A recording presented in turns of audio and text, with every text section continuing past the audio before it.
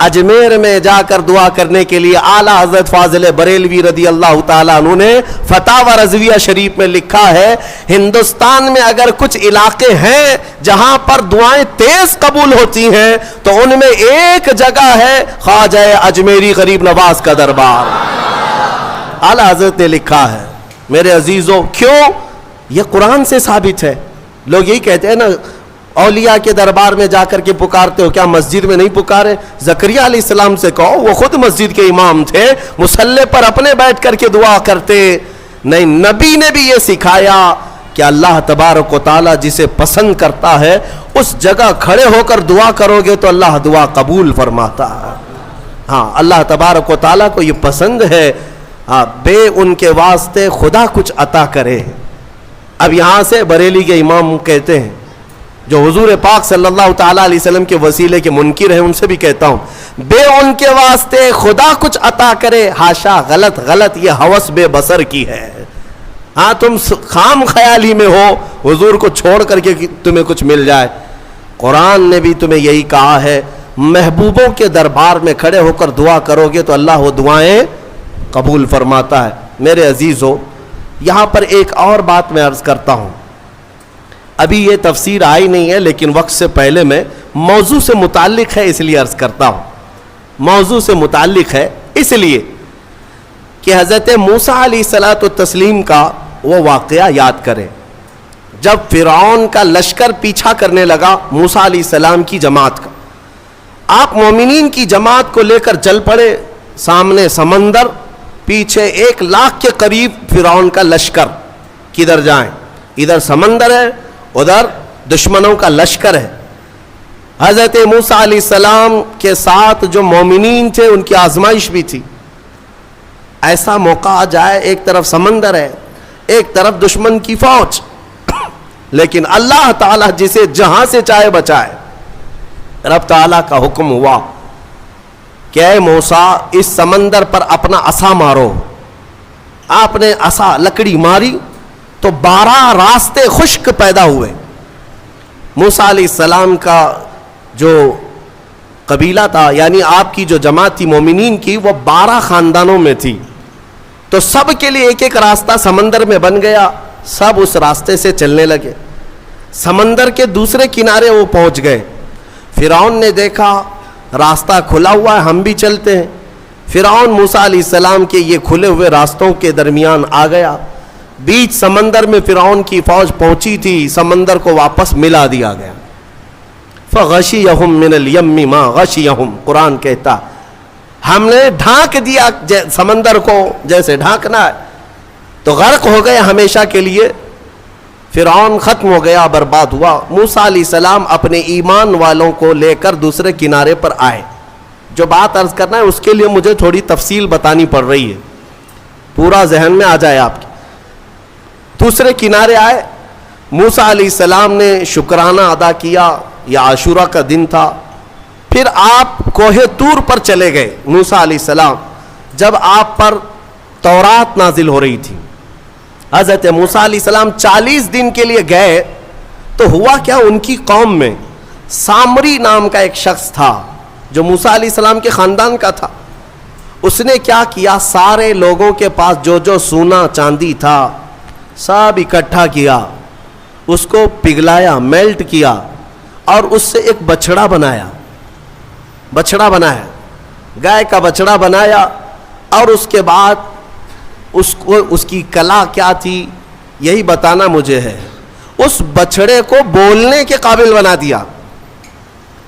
میاں سونا اور چاندی کا وہ بچڑا بولتا تھا۔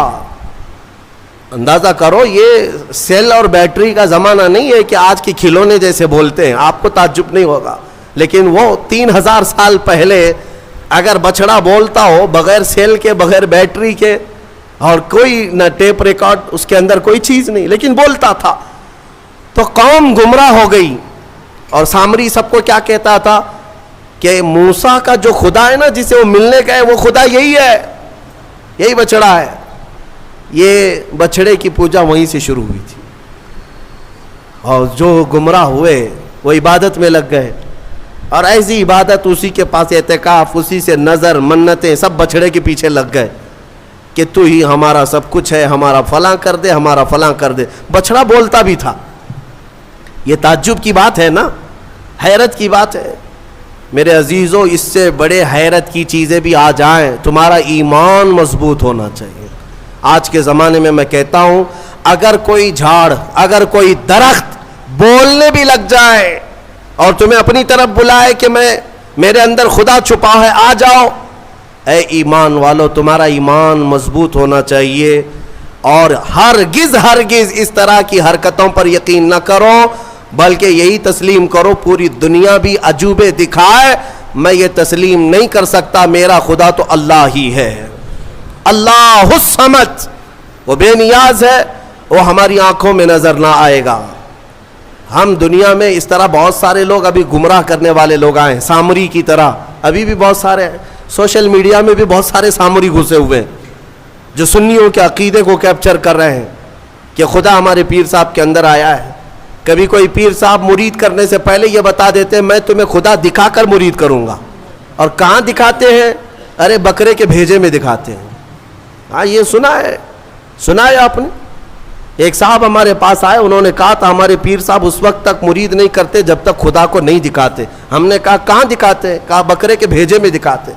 کیوں؟ پیر صاحب کا فیورٹ ہے یہ بھیجا، بھیجے میں. یہ مجھے فلسفہ نہیں سمجھ میں آیا، بھیجے میں کیوں دکھایا جاتا ہے؟ نعوذ باللہ من ذالک، نعوذ باللہ. رسول کریم صلی اللہ تعالی علیہ وسلم کے علاوہ دنیا میں کسی نے یہ دعویٰ نہیں کیا کہ میں نے اپنی کھلی آنکھوں سے اللہ کو دیکھا ہے. کسی نے یہ دعویٰ نہیں کیا. ہاں، عالم خواب میں، عالم وجد میں اگر اللہ نے اپنی تجلیات کسی ولی کو دکھایا تو اس کا ہم انکار نہیں کرتے. لیکن یہ جو حرکتیں ہیں یہ گمراہی ہے میرے عزیز، یہ گمراہی ہے. تو سامری نے یہ کام کیا. بات طویل ہو جا رہی ہے، جو بات کہنی تھی مجھے وہ بہت قریب میں لے آتا ہوں. سب پوجا پاٹ میں لگ گئے، عبادت میں لگ گئے، اللہ کی عبادت سے دور بچڑے کی عبادت میں لگ گئے. موسیٰ علیہ السلام جب واپس آئے تو دیکھا ان کی قوم گمراہ ہو چکی ہے. 40 دن کا جو گیپ تھا نا، یہ قوم کو گمراہ کر گیا.